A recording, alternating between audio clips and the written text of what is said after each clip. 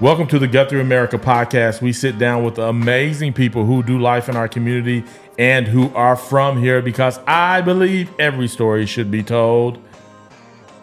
I'm your host, Heady Coleman. Today I'm sitting down with my man, Justin Fortney. Now, Justin, I had Chris Evans on maybe a couple of months back.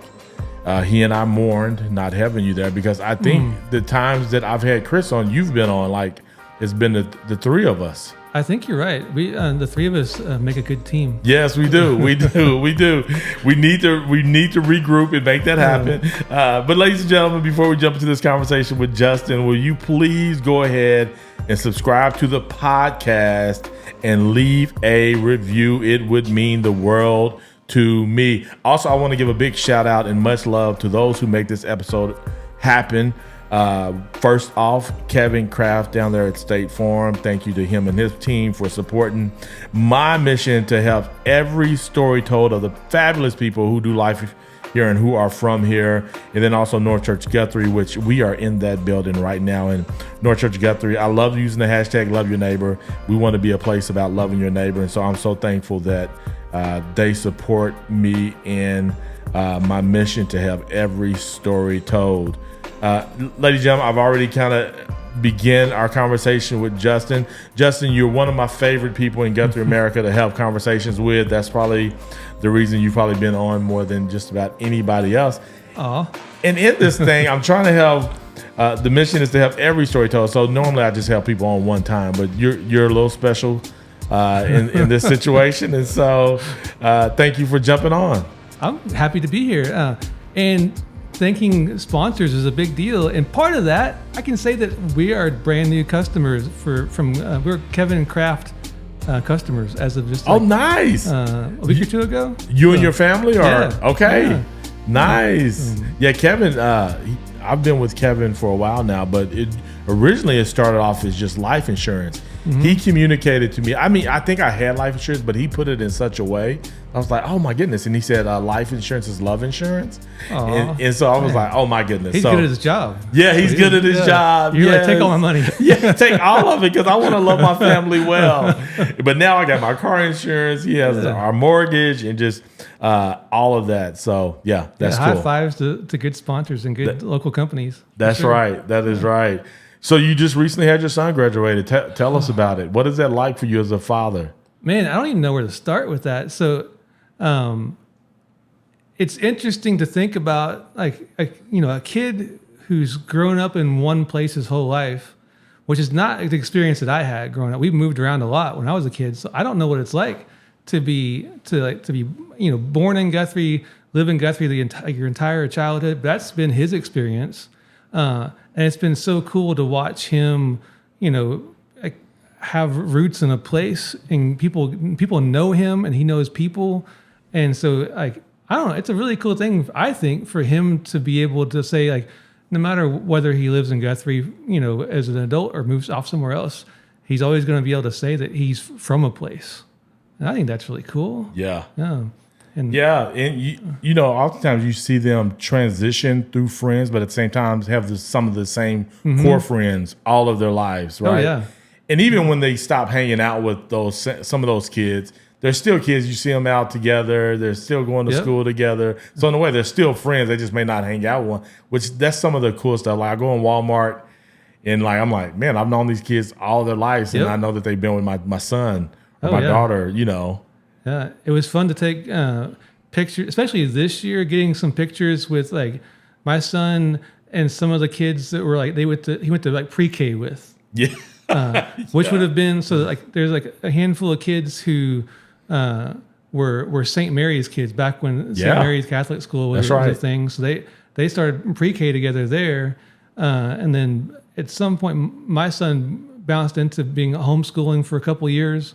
And then he, starting in 7th grade, went to the junior high at Guthrie Public Schools. So Eli had kind of like all three of those parts to his schooling experience. But yeah, to see a bunch of those St. Mary's kids who were, 4 years old all together, then to see them all just looking like grown men. Yeah. Oh my gosh. They are. And now we got to learn to treat them like grown men, right? Has that been like, I'm still trying to do stuff for my son where I'm like, I probably should just let him do this. And if he needs me, let him, let me know that. It's a struggle though, because you want to still be like, you know, you want to be important. You're like, I have value. Yeah. I can help you with things, right? Yeah. Like, maybe I don't need to. I don't know. You want them to still need you? Like, right. Which, you know, also I think there's this thing for me, I'm holding my son accountable to things that I was capable of doing when I was his age versus what he's not, but the way that I grew up was different than the way he grew up. Like what? What do you mean? For example, like filling out his FAFSA. Oh, yeah. For college, like my mom and dad didn't do that. I did that myself. So I'm like, you should be able to fill out your own FAFSA. But I'm like, well, maybe he should be able to fill out. So I don't know. Have you noticed that like the whole like college thing, it seems like 1,000 times harder now. Than like when back when I tried to go to college, it was like you sign something and then you just show up. Yeah. That's what it felt like. And now there's like mountains of papers to like figure out, and it's intimidating. Yeah. No, it is. But you know, they're doing it, and it's cool to see. Now, the thing for you is you're going to also not only you're graduating your son, but now you're about to be an empty nester. Yeah. Like, are you already processing what that's going to feel like? Because you still have the summer, because he's still at home, right? Yes. Yeah. He doesn't go to the dorms until like beginning of August, something like that. Yeah. Yeah. There's lots of processing going on. Oh my goodness. Like we're not calling it empty nesting. We're like, it's like faux nesting. Okay. We're hoping like he's going to Norman, so that's not like out of state. So like the thought is, okay, he'll be home on weekends, and that's the hope. Yeah, and I'm sure he will at the start. Come on, because where's his closest friends going? Like all of his friends are either going to OSU, or like I say all of his friends that he's graduating with. They're either going to OSU, UCO, or like one of his buddies going up to Kansas. Okay. So out of his friend group, he's the lone one that's doing OU. It was funny because like when he first started thinking about it, I don't think any of his friends knew what they wanted to do, and I think he was the first who made a decision. Got you. And so he chose wanted to go to OU. Then, like one by one, the rest of them were like, OSU, UCO, Southwestern, whatever. And we were like, "Are you sure? Yeah, you want to stick?" We like, even though Amanda is like a militant OU person, she graduated from there. Got you. And she says horrible things about OSU and stuff. Even she was like, "If you want to go to OSU or anywhere else, you can do that. It's okay." Yeah. And he stuck with it. You know how you have someone tell you something and you're like, I know they don't mean that. He's probably like, my mom does not mean. You're saying this, but you don't mean it. You're going to be so mad. He's just smart enough to know, like, I'm going to stick with the plan because mom does not mean what she's saying. Yeah. Over time, I think he's learned what mom means. There have definitely been times though when like, so Amanda and Eli are very, very similar. Okay. Like they're like sometimes they're more like siblings than like mom and son. But there have definitely been times over the years when like, they'll get into like a little bit of an argument, and I'll be like behind Amanda looking at Eli. I'm like, no. Don't do that. Don't do that. Yeah. And I think over the years he's gotten good at like seeing, okay, this is when I know what's happening right now. Yeah. I'll just keep my mouth shut. Yes. You have to help them learn that. Yes. You have to help them learn that. And it's a good experience for us too. As husbands, we learn that. Yeah. And you pass that on to your son. It's like, no, this is not where you say that. This is not the. And then also you got to tell them like, and you're going to have to learn this at some point with whoever you get married to, Yep. And so we're helping you practice this now. Avoid those pitfalls. Avoid the pitfalls, and don't think you always have to win. You know? Absolutely. Yeah. So that's good. So what has it been like for you as a dad trying to help him decide, like, okay, we got school. We know you're going to go to school. Okay, what do you want to do beyond that? Are you one of those parents? Are you kind of like, okay, you're going to school, go figure it out? Or are you wanting him to have a game plan and have it all lined out? I don't know if it's like maybe a little bit of all of those things. Okay. I think we want him to think in terms of goals and objectives and dreams for things. Those are great and they're important. But I also think that with college specifically, I don't know. I think I'm still kind of like romantic with college in terms of like, to me, you go to college to learn how to become a better human being. Yeah. And like, this is a not like a financially wise perspective to have on college, but the whole like training for a job thing, that's kind of like, that gets thrown in there too. But the main thing to me for college is like, you're learning how to be a better human. Yeah.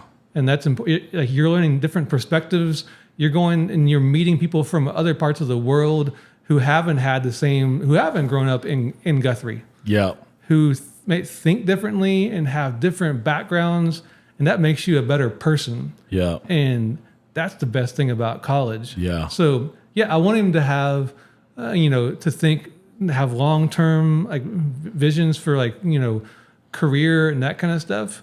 But at the same time, I want that to like be secondary to like, he's here to learn from people about how to be people. No, that's really good, and that's kind of where I'm at too. Like, if I have not been one of like, oh, you need to go to college by any means. However, I think that the experience of college itself, like even if you don't leave with some type of degree, like what you're saying, just the navigating life on your own, the opportunity to be in a classroom with different thinkers, learning to have to manage time. Like, there's so much of that you learn in college. Like, we wanted to have hopefully taught them some of that while they were in high school and middle school and stuff like that. But there's a difference with them going out and practicing it on their own, and that experience. And I wonder if there's another way that you can get it outside of spending hundreds of thousands of dollars. Oh, I'm sure there is on the education. And that's it. I'm definitely not someone who thinks that you have to go to college to like experience those things. Yeah. But I think that if you're not going to do the college route, you just have to be like, college is kind of set up to help with that. Yes. So you get more resources to do it. Yeah. So if you choose a track that's not college, you just have to be more intentional about those experiences. And I'm with you. I don't know if there's a better place than college to do that, really, coming out of high school, unless you're in a position to travel. There's people who travel over, and that's a whole nother ball game there. But college is just a true easy way for students to get that pretty quickly right out of high school. So for me, I'm thinking like, is there another way that we can do it without? Because there's just so many people that I know that have degrees and they're not doing anything with it, or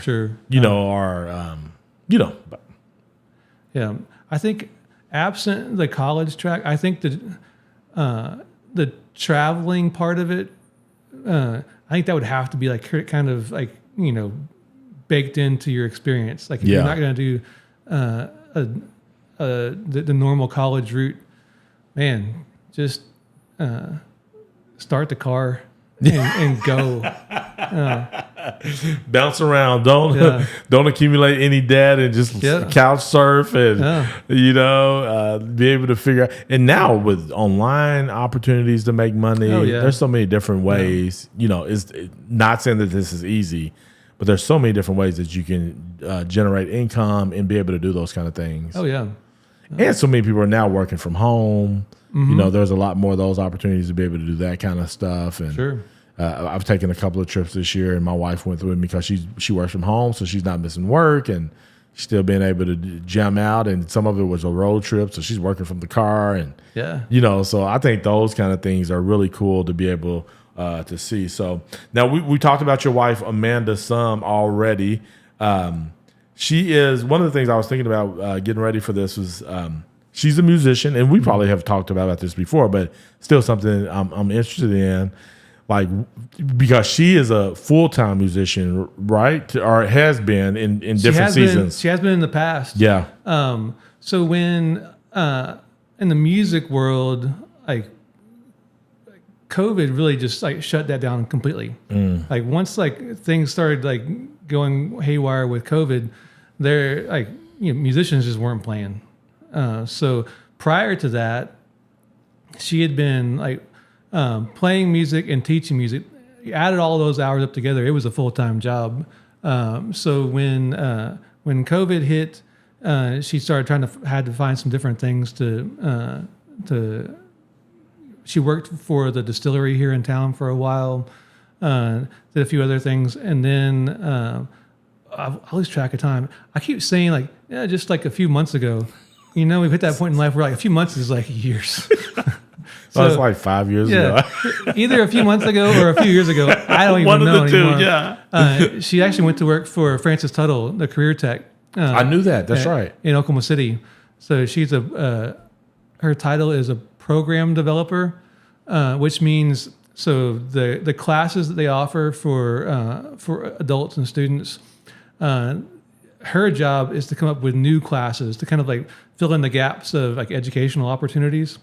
And for that position that she has, it's mostly arts centric. They hired her because she has that kind of background. Yeah. So she develops classes for a lot of it has been with like in the film industry, and now more and more with music stuff. So, gotcha. She still plays music, but she's much more selective with that. Where instead of like playing all the time and basically saying yes to everything before, now she has like the day job. Working at Francis Tuttle, and she could just whenever something comes along that she's like, oh, that looks like awesome, then she'll play music. Well, let me rephrase my question then. Like, what has it been like to be with her, and she had to transition out of doing music for the most part full time into a traditional job, so to speak? Like, has that been hard for her? How has that impacted you? It's like it's just what it is. So. In terms of how it's impacted me, I get to see her more often, which is great. Yeah, because back in the pre-pandemic world, musicians just have if you're a full-time musician, you're playing so many evenings. She did a lot of weddings and more weddings at the time, which were like driving to Texas and Arkansas, that kind of stuff. So. Yeah, there is way more opportunity now just to see her, which is fantastic. So, but has it been a struggle for her, like going from music to that? But not to put words in her mouth, but I think that she loves playing music, and so I think it's probably been an adjustment to yes, she gets to be a little more choosy is what she does now, but I think there is like that the energy of being able to just like, I want to do that. Just saying yes to things. Yeah. And I think with any kind of like performance art, you get energy from like performing for people. And so when you're not getting that like all the time, but your brain is used to getting that all the time, I'm guessing that's like an adjustment for anybody who is a performance artist, because that relationship with an audience is everything. It's kind of I'm thinking in my head, it's almost like being an athlete. Like if you going from being an athlete in front of people or whatever that adrenaline is, scoring touchdowns, making shots or whatever, to not doing that anymore. And that's been kind of the thing that's driving you. Or maybe even similar to being a pastor who speaks a lot. Yeah. Yeah. If you're used to being having that interaction with an audience, that back and forth, that kind of relationship, and you go to like a different type of pastoring or whatever, where you don't have that audience, that's probably a challenge. Yeah. I would think. Yeah. No, that's good. Talking about challenges and jobs and the work that we get to do. You work for the city of Guthrie. Mm-hmm. You've been doing that how long now? 6 years. No way. Yeah. Or 6 days. I don't know. Yeah. Are you serious? Did I just kick my camera? I don't know what did I hit? It did. I don't know if it moved or not. We're enjoying ourselves too much. We're kicking cameras. What? 6? Has it been 6 years? It has, yeah. How has that been? And tell us what your day-to-day is like. So I'm a tourism director for the city of Guthrie, which it's hard to kind of pin down what that is. Like, I love helping events, event coordinators who are trying to figure out how to either start an event or like nurture and grow an event. I love being that kind of technical assistance person who can help them navigate different parts of that. Yeah. Because being an event coordinator is not, and you know this. Yes. There is nothing easy about being an event coordinator. It's a gigantic pain. Yeah. And people love events. They love, whether it's like music festival or everything from a music art festival, like a church potluck. It doesn't matter what it is. Yeah. It's a mountain of details. And so I like to think that my job is helping you figure out how to avoid, bumps in the road, how to make that work through like permitting or just whatever resources that you have to figure out how to make this event successful. I want to be that person who kind of comes along with you and helps you figure it out. Yeah. So that's a part of my job. Yeah. So in that, like, we hear that you're helping people kind of plan events specifically tailored around GuthrieAmerica. Yeah. Can you give us a little details? Like, you come in on Tuesday morning.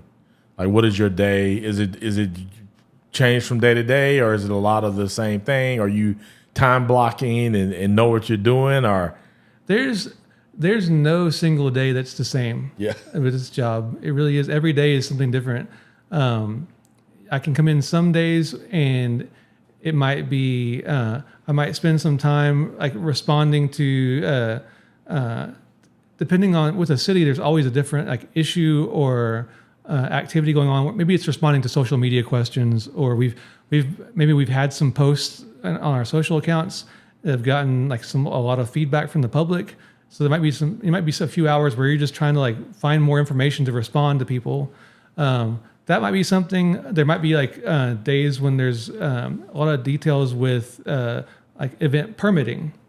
So if an event is wanting to use Cottonwood Flats for an event, helping them figure out how to kind of like manage the details of that permit process, so they can get what they need from the city, and the city knows that this person is going to be a good steward, or his organization is going to be a good steward of public property. Yeah, because that's part of it too. Is just like the city of Guthrie as an organization, we're stewards of public property, which means this stuff belongs to all of us. Mm. And so we take that really seriously, that we have a responsibility to take care of the parks and the streets and the sidewalks.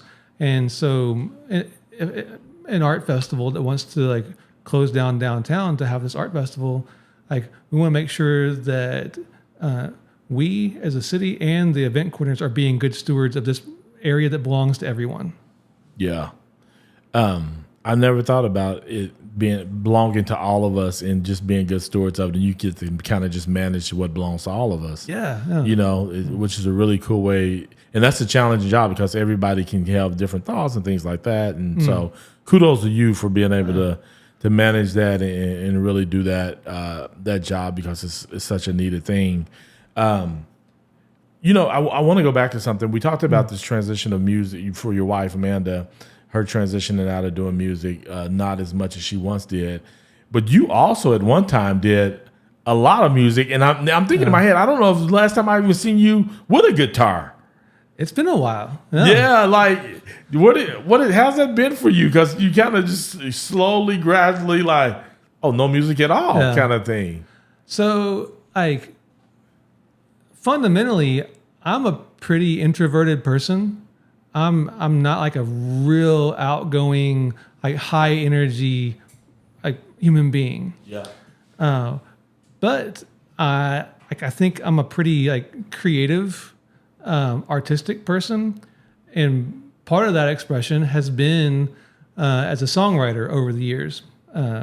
Probably starting like high school and college, and then on into being an adult. I always enjoyed like writing songs, playing songs, but I've never been like some folks get in front of an audience, and it just energizes them. It feeds them, and they're on top of the world if they can perform in front of an audience. Like that's not me. Like I can get in front of an audience, whether it's like playing music or like in college and stuff. There was like plays and acting, like musicals and things. But I can do that. Yeah. I can fake it, and then I want to go take a nap for 4 days. And I always did that. So like most of my adult life, I enjoyed playing music, and part of me felt like I have an affinity for this, but to me it's exhausting. And so especially once I got into like a career and being a father and a husband, and you have all all the usual responsibilities people have. To me, adding in like playing music regularly into that mix, and I didn't realize how exhausting that was until everybody stopped playing music with the pandemic. And as soon as it all got cut off, I was like, man, I'm not exhausted anymore. Yeah. I'm not stressed out like I was before. And so I kind of took a break. Yeah. When a lot of folks started playing music more and more after the pandemic stuff, I was like, I'm just going to hold back and just like wait until it feels, until I figure something out. Yeah. So I think I'll eventually get back to like, writing songs, playing music. I enjoy it, but I think now, especially now that like, my son's graduating, and like life is kind of taking some different routes now. Yeah. Eventually I can see myself getting back into it, but only in certain ways. Yeah. That don't leave me wanting to be like a hermit for an entire week to recover. That doesn't drain you. Yeah. Yeah. Just kind of find your way of being able to do something that you definitely, there's something about it that you enjoy. Yeah. Because you wouldn't have been doing it, but you figuring that out. And I think that's one of the things I'm looking forward to. Like as my children have gotten older and I find myself with a little bit more freedom, even though I'm already like relatively on the go kind of guy with the work that I do and things like that. But there is still a little bit more like, oh, I didn't even recognize that I had this little bit of space over here that I've been filling up, which I'm grateful for. Like taking my kids to things and all that stuff. My kids get their license later than most kids. And so like Zell just got his license, my son graduated his son and he just got his license. So, how does that feel? Crazy. It feels crazy. And it's still kind of hard for me because I like being around my children. So I like taking them places. I like being able to be a part of that. I feel needed. Yeah. But at the same time, it's like, oh man, I can actually, manage my time a little bit differently and better now because of that. And it's been good for him. And I think he's enjoying it like more than he thought he would. And so he can drive himself to like wherever. I'm thinking like, if he would have done this earlier, like what would that have been like for him regarding like tennis and all those things that he couldn't get to certain things because, maybe my schedule or whatever. And so, but it's been cool. It's been cool. So yeah, I'll be excited to see you playing again sooner than later. We'll see what the fall brings. We'll see. Then he'll be down at OU for sure, and all those things go. What is your favorite thing about going back to the city? What's your favorite thing about doing the work that you do? I know you said you enjoy working with the helping people plan the events. Is there something different? Anything else? I think that probably my favorite thing about working for the city is that, we live here. like me and you, like countless people, like this is our place in the world. We live here. This is important to us. This is our neighborhood, and getting to work for the city is a really cool thing for me because I get to serve this place that I belong to. Yeah. And not only that, like working for the city, I think is kind of unique in that my job, it's working for everyone. Mm-hmm. Like the city, like we said before, like when you're like, you're being a steward of these public resources, like it's my job to serve like every person in Guthrie. Yeah. That like it's not that I'm working or serving like one group or one demographic or like one little category. Like I literally like I work for everyone here. Yeah. And I just think that's really cool. Yeah. That my job is to work for everyone. Yeah. In this place that I love living in. Yeah.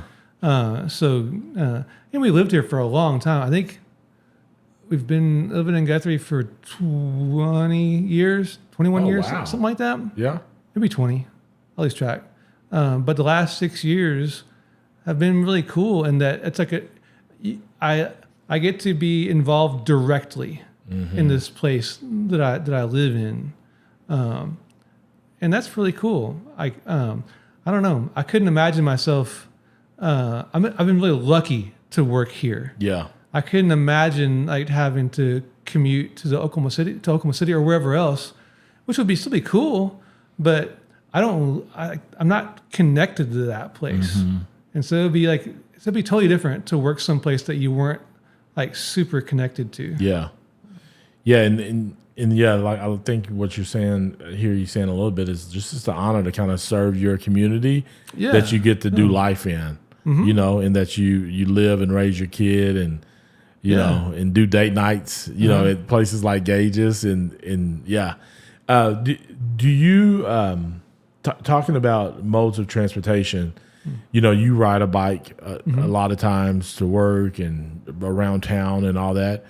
What did you ever have a dream of like one day I want to be able to ride a bike to work? Like when did that come about for you? So it didn't really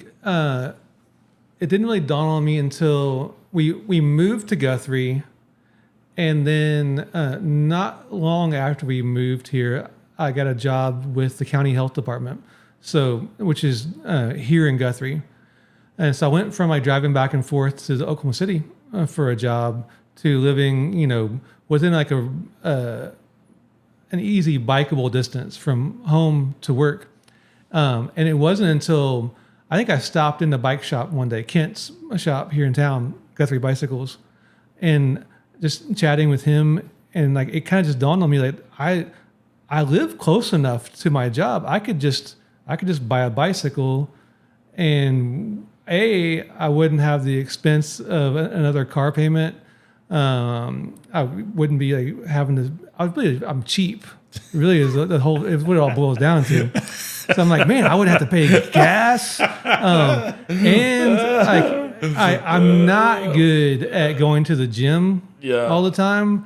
Like our local Y here is awesome. Yeah, I love our YMCA, but my brain's not really wired up to going into a gym every day. I was like, man, that sounds like feel like a kid if you're riding a bike every day. Yeah. And so I thought that sounds like what it would be like. So I bought a bike from Kent, and I started riding my bike to work every day back when I was with the health department.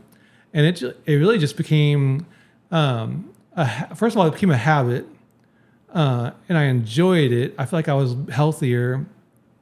And then I started reading books about like communities and walkable communities and how you can experience a place in a different way if you're not like in a car all the time. And just like reading some of those things and then experiencing it and realizing that it's absolutely true. If you, when you live in a place that you can experience either like walking or biking, like that cannot compare to like that experiencing that place through a car. If you lived in a place like Guthrie and never got out of your car while you were driving to and from places, it's a really isolating experience in a car. And there have been, I can't count how many times, like riding to work or riding to the grocery store or a coffee shop or wherever, where I have like stopped because someone was like, "Hey," and we just like, I pulled off and had a conversation. And you can't do that when you drive a car. I mean, it's too awkward and weird, and you have to have a parking space. So you might get to wave at somebody from a car. But walking or biking as like your mode of transport, like it changes you because you like you meet people, you have conversations, and that's which is important to me. Like I mentioned, I'm not an outgoing person. I'm an introverted person. Like if left to my own devices, I would just be like a hermit who never talked to anybody. I'd be like, I'm cool. But I know like I've got to build things into my life to get me out of my like introverted self. And riding a bicycle has been a big part of that because it forces you to have conversations, and you just learn about the place where you live so much more. Even down to like you learn where the cracks are, the sidewalk and the pavement. You don't even realize it. Like I bet over the years I've learned to like avoid like a pothole or something, and I don't even realize it. But I've just done it 1,000 times now. Do you try to go a different way when you go? Are you like, I have a routine. I'm going down Ash. I'm gonna make a left on right on Oklahoma, or do you say, you know what, I'm gonna go down Warner this time? I don't know the exact streets over there. Usually, if it's to work and back, it's a routine that is the same route every time. But I try to build in whether it's walks in the evening or a bike ride. I try to build in different loops all the time. And it is wild how like even in a small town like Guthrie, you can live here for 20 years, and it's hilarious how like there are days when I'll go down a street and I'm like, I've never seen that house before. Like, where did this house come from? And it's been there for 100 years. But how do you like? Now I feel like I get out and I'm out and about. And like maybe even more than the average person. I think. But it's wild how like I see new things all the time. I'm like, where did this come from? Or someone's trying to describe something, you'd be like, I've been living here forever. I'm not sure I know exactly where you. Ben Coffin was telling me about something yesterday. He was mentioning. I'm like, I'm not sure, but I know where he's talking about. But I was like, I just can't even imagine that being there. Are you good with street names in Guthrie? No, I'm not. People ask me where something is. I'm like, it's over there. What street's it on? I don't know. It's a tree street. It's like elm or maple or oak. I don't know. But if you go that direction, it's there. No, I'm not. However, I will feel like, I literally grew up in Guthrie, and I feel like now that I've gotten older, I'm a little bit more mindful of some streets. But no, I don't. Especially when you think that I've been here. I left for a little bit, but to think that I've lived here most of my life, I would definitely know streets. 20 years, however long you've been, but no, I don't. I think it's because once you lived a place a long time, you don't have to know the names of the streets anymore. That's right. Yeah, because you know where Justin lives. You know where Justin lives at? It's just right down the street. You know where, you know something that you can connect people to. Talking about living places, the Dominion House has been this gorgeous place, and it was renovated and has been utilized to really bring even that much more character to Guthrie. To see people investing in renovating these places, like, how does that impact us as a city? Like, you being at the city and working there, I didn't know if you kind of can speak to that more so than me. I feel like I can see it, but do you know, like, man, renovating homes, not only just renovating homes, then new homes. Like, there's a combination of these two things happening. Can you speak to that? Or? Well, I think one thing that's kind of cool about Guthrie is that when you see someone, whether it's like, renovating the Dominion House, or like the folks there's like a number of folks who have bought buildings downtown right now who are working on them, like building them out for different businesses, whether it's a sandwich shop or a brewery or whatever else that are in the works right now. When you see someone buy like an old historic place and they're building out their business, like the amount of like care that has to go into that is astronomical. There ain't nothing cheap about buying an old building and starting a business, and it's next level amounts of investment, but like not just like monetary investment. That when someone like buys a place and renovates it and starts their business in Guthrie, they're investing like their soul into it, and they have to, because if you don't, it's the worst idea ever. Unless you're like throwing like your love into it, like you shouldn't do it. like an old building, like it's a mountain of work and money, and that's just like the building side. When people are doing these renovations with a building, and they're putting their like small business, like their hopes and dreams into this place, that's wild. Yeah, and that's what happens in a place like this, as opposed to. I was getting ready to like name some place that's not like, I'm like, oh my goodness, we're recording this. Yeah. A place that's not us. Yeah. So I think that's the coolest thing to me about seeing people doing stuff like that, is that you can't do that unless you're pouring yourself into it.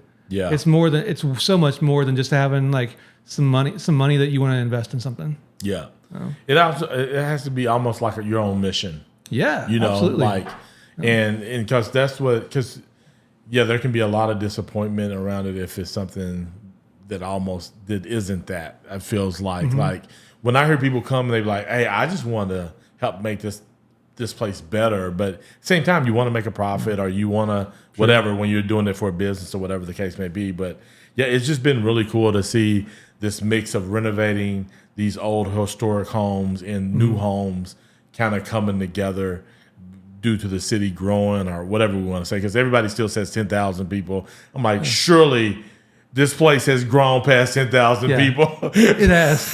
Yes.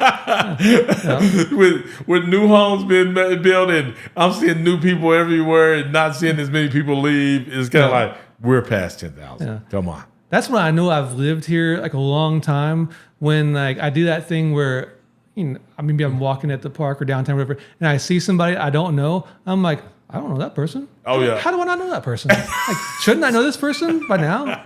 Yeah. No, people ask me that all the time, especially like being a pastor of a church. And so people's like, you don't know them? Like, I've never seen them in my life. Matter of fact, I don't know everybody who goes to church here either. Like I may have seen their faces, but names and all that stuff. Yeah. We trick ourselves into thinking that like Guthrie is like a town of like 200 people. Yes. Where we're best friends with all 200 of them. Yes. Yes. Or somebody today asked me, "Do you know so and so? They live in Guthrie." I'm like, I don't know. I don't know them. I don't know them at all. All right, so this is, I'm trying to do GuthrieAmerica and start doing segments, and I don't know how I'm gonna do this. I need to watch some other shows, but this segment one is top 10 called top 5. It's called top 5. So the way that this works is I'm going to give you got to put your top 5 list together out of these 5 basketball players. Okay. But once I give you the first one, wherever you put them in order of 1 to 5, they got to stay there. Okay, so I can't shift them around. You can't shift them around. Okay. So once you say that, then that's where they got to stay. Okay, that's totally not fair, but okay, I understand. You get it. Yeah. Hey, it's your game, your game, your rules. Okay, so 1 to 5. Yep. And you put them wherever you want them. Kobe Bryant.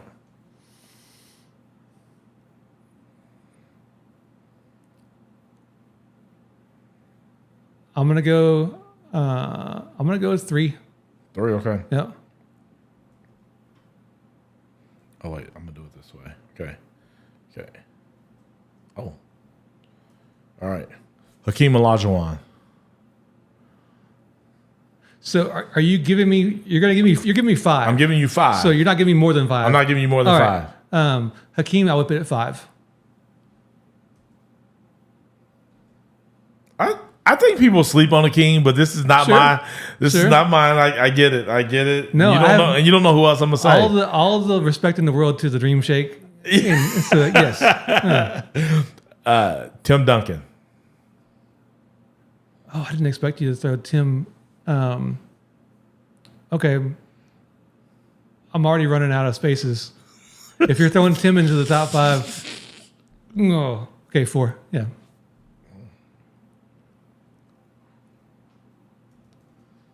LeBron James.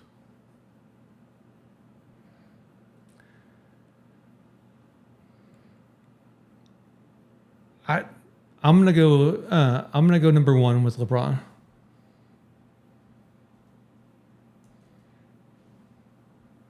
Michael Jordan. He's gonna be 2. Yeah. Yeah. It's the last spot. Yeah. It's got to be 2. And see, this is where I'm all torn up inside already.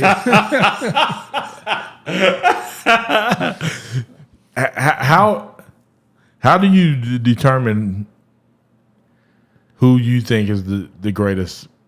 So the only reason why I would go LeBron 1, MJ 2 is that LeBron has there's more power involved in his game, that he can dominate basketball in a few more different ways than Michael could. Michael, in terms of sheer basketball skill and athleticism, obviously, he would be that number 1, but LeBron has the skill, athleticism, and there's just an added element of power, where similar to how obviously not to the same level, but Shaq could destroy people. Mm-hmm. In which not having Shaq in the top 5 seems I feel weird now. But Shaq he changed basketball because there was nothing you could do. Young Shaq was just a force of nature. Yeah. So LeBron has a small fraction of that, same thing where physically, people haven't been able to do anything with LeBron. Uh-huh. That's he added that power to the skill and athleticism that Jordan had. I didn't know I was going to have to come on a basketball podcast. This is so much fun now. How does Tim Duncan not number 1? Okay, so confession time. So there's a little bit of a gap in my basketball fandom. Okay. So probably around 2000 to 2007, 2008, that was I kind of lost a little bit of interest in professional basketball. So I didn't watch a ton of Tim Duncan. Probably a little bit when he was a rookie, second year. Then I missed a chunk of his prime, and then caught really when the Thunder came into existence, becoming jumping back into being an NBA fan and catching the very end of Tim. So yeah, I appreciate Tim, but I didn't watch enough to really Yeah. I remember it being even his last couple of years, just being absolutely frustrated trying for the Thunder trying to deal with even him as an old man. Yeah. Like he was like the quintessential like old man playing out there who just like knows how to make you miserable. Yeah. Anytime you start doing these lists of top 5 or whatever, it's just so. I'm like, Tim won 5 championships with, and I feel like in kind of a pretty good span. Yeah. And which, longevity says something to me, and you be able to win. Yeah. Well, and he won it with 2 different like. 2 completely different teams. Yeah, that's to win with Robinson. Yeah, and then with Kawhi there at the end. Yeah, yeah. It's so anyway. Yeah, I got that from a young man. He's interested in podcasting, and so he was giving me these different segments that he's going to do with people, or kind of bring them on and do. And I was like, I got to do that one. And I know you love that. I know you're a basketball guy, and so I was like, I got to do that. Were you frustrated that the Thunder didn't go farther, or did you kind of expect? Did you kind of expect them to even get as far as they did? At the beginning of the season, I thought that like I knew they would make the playoffs, but I figured like first round would be like where they were probably headed, and maybe lose first round. If they made it to the second round, that would have been like overachieving. Yeah. And then they did that, and by the time they got to the second round, I was just making outrageous claims. Like we're never losing a game again. We're so amazing. And we're unbelievable. And so losing to the Mavericks was that was pretty frustrating. Yeah. And then to see the Mavs where they're at right now, I think they're down 0-3. Yeah. You kind of wanted them to win after they beat the Thunder, right? Just so we can be like, hey, Except not my wife. My wife is an absolute Mavs hater now. She wants them to lose every game forever. And Amanda didn't care about the Thunder until this year. And there's something about like this group of players. And they're all young and having a good time, and they have like fun personalities, and they enjoy hanging out with each other. And so even just like the post game interviews, I think Amanda saw like a few of those at the beginning of the year. She fell in love, and she is this lunatic when it comes to Thunder fandom now. Yeah, and so she's offended by the Mavericks. Like the other night, when the Mavericks lost Game 3, I'm kind of cheering for Boston just because I want the season to last. I want more basketball to watch. Yeah. So if they sweep them, I'm out 3 games. I want 3 more games. I want Game 7 so I can have more of a basketball season. So you were cheering on the Mavs. You want the Mavs. Yes, that's what I meant. Sorry, I'm cheering for the Mavs because I want them to extend the series. Yeah. And Amanda's just like every time like Luka fouled out in Game 3, and Amanda's just like, woo! She's so happy that the Mavericks are losing. Yeah, sweeps are no fun. No, sweeps are no fun. Even if it's my team, like I still would want a sweep. I want a good. I want more basketball. Yes. Yeah. All right, this one is called You Pick. You can go long or short on your answers. Okay. What's the app you can't live without? I can't live without. Like on the work side. It's just probably like, Outlook, because we use that at work for email. Okay. I'll live in Outlook email. So that's just, that's boring. Really, I think I still, as problematic as it can be, like Twitter is still what I go to Twitter for, like, the news of the world. Yeah. That's how I kind of stay in touch with, like, and really that's just following like probably like certain journalists and stuff. I've tried to go to other things like Threads or whatever else, but it's just like it's not efficient enough. Yeah, like it's hard to find what I need.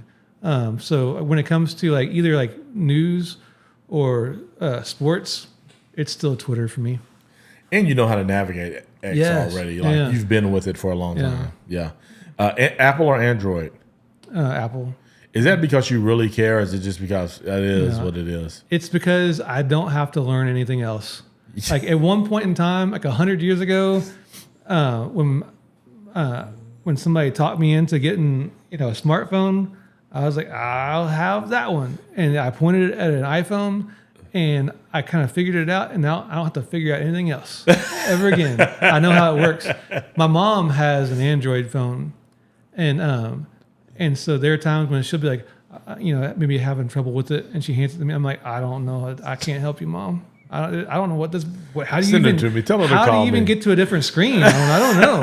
How do I get back to where I was like 5 seconds ago? It's a mystery. Tell her to call me. I Okay. will, yeah. Best dating advice you give. Best dating advice? Best dating advice Oh, you man, give. I don't give any dating advice. You don't, No. Dude, I haven't been on a date in decades. What do I know about dating? You're going on a date tonight. Yes. So, okay, yeah. So, so if we're talking like, I guess there is a difference. Yeah. Like dating isn't to make somebody or, you know, versus just dating just because you're still, you think your wife's still cute. Yeah, exactly. Right? You like being around her. So like dating, so going on a date with your spouse, so it can be complicated.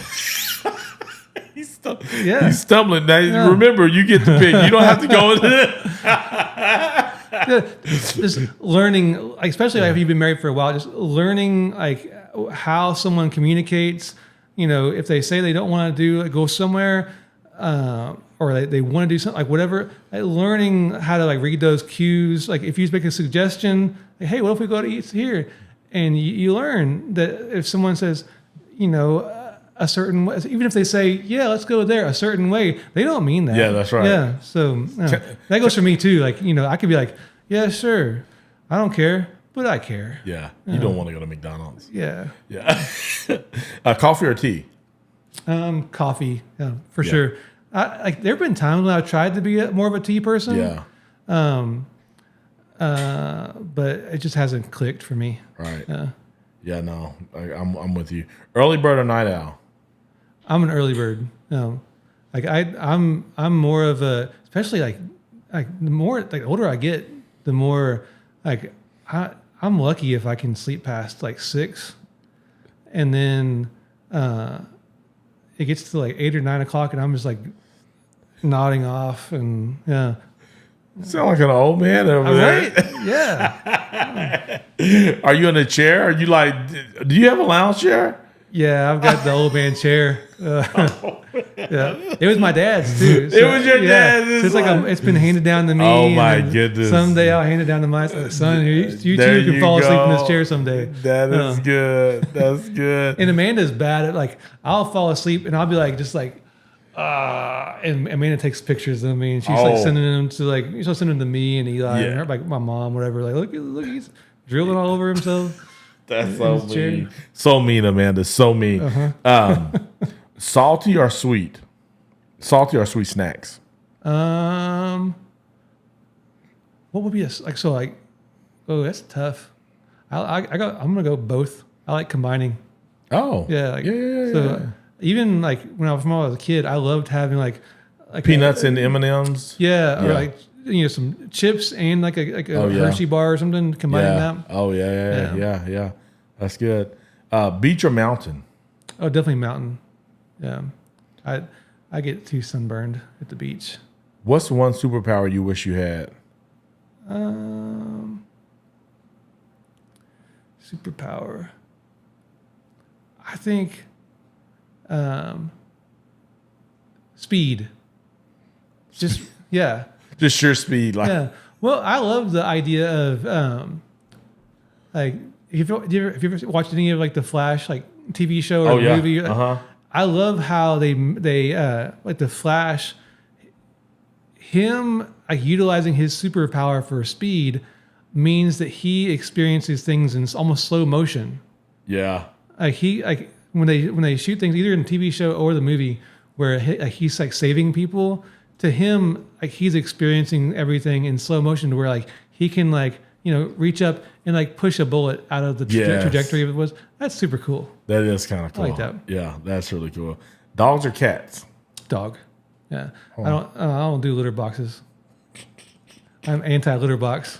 Cats are fine. I got nothing against them, but if you can't go outside and take care of things and come back in, I want nothing to do with you. Anti-litter box. I've never heard that one before. Call or text? Definitely text. Yeah. Well, I think you've already kind of talked about this. Introvert or extrovert? Yeah, I'm an introvert who can fake being extrovert when I need to. If you could have dinner with anyone, living or dead, who would it be? Living or dead? Let's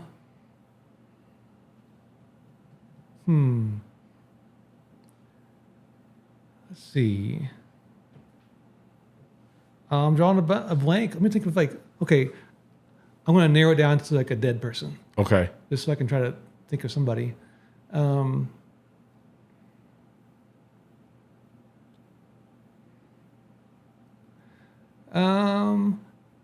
I think it would be interesting to like talk to, maybe like an author, like somebody who's like created like an entire world. I don't know, somebody like a Tolkien or one of those people who have like what they created like artistically was a world. These like incredible stories and world building with like language and histories and all that stuff.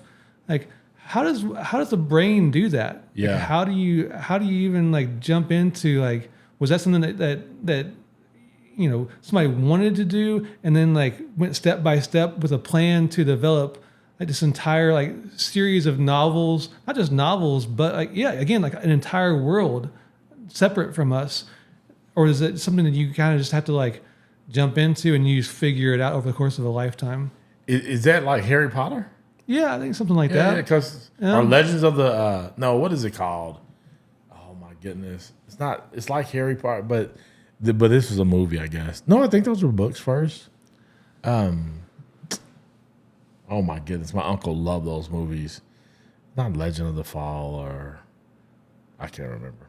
But yeah. Yeah, I think so like the only difference would be like Rowling wrote the Harry Potter novels and like they're it's a long series of books, and there's kind of some world building in there, but like the stories that are where like an author like creates an entire world that's different from ours. Gotcha. Where it's like they have like legends and within their own world and like languages, and here's how this world came to be. Like the characters have like an entire like universe like that they understand. Yeah. And so like beyond just like writing novels, they're writing like the history of these people. Who never existed. Yeah, exactly. Yeah. No, authors are fascinating to me as well. Man, I don't know how they do it. Their brain and how they think, but just people. I definitely appreciate people who can write well. Oh, absolutely. And that's I've been listening to. Do you know who Cal? What's Cal's? Cal Newport? Is that his last name? He's a professor, author kind of person, and he's really into like productivity and Cal Newport.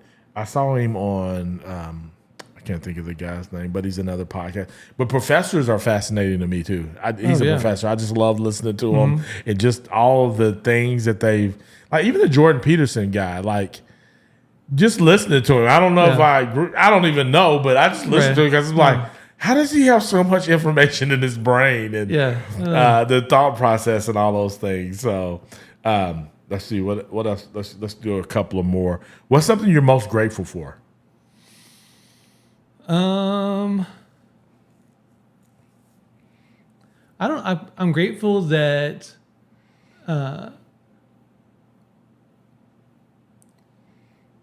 like my wife and I have been able to like. For our entire marriage, like we've been able to be so like connected and close to our families. Like we're